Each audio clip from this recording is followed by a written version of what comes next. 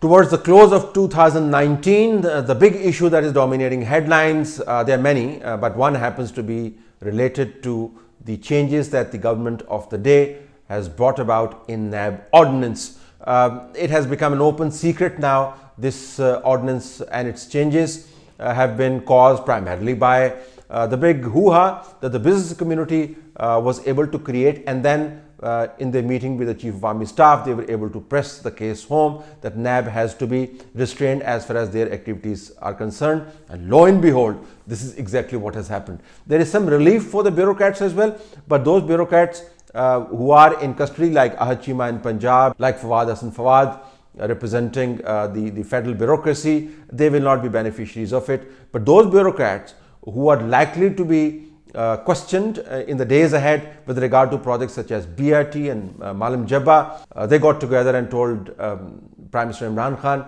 that even if NAB goes through the motions of starting some sort of inquiry in those projects, the whole of bureaucracy in KP and Punjab already will be paralyzed, and therefore a certain window was created for those bureaucrats who are likely to be questioned. The ones who are already in custody are unlikely to be benefiting from it.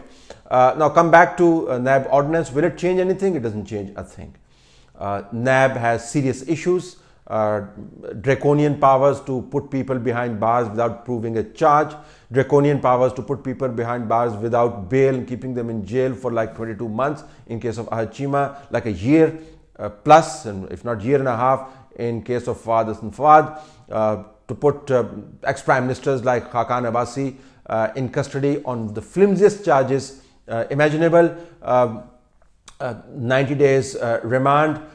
Even murder cases allow statutory bail, which the NAB law does not address, neither do the changes that have been brought about. So NAB and its law will continue to be used as a Damocles sword over the head of unfriendly bureaucrats, non-cooperative bureaucrats, those who refuse to be approvers against political opponents and the political opponents themselves.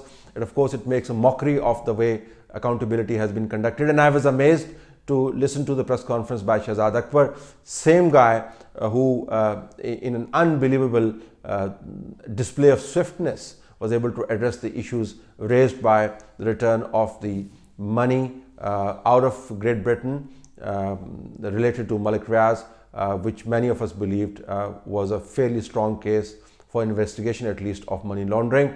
The same guy is now lecturing on how NAB has to conduct itself and how Pakistan is on its way to becoming a genuine welfare and corruption-free state.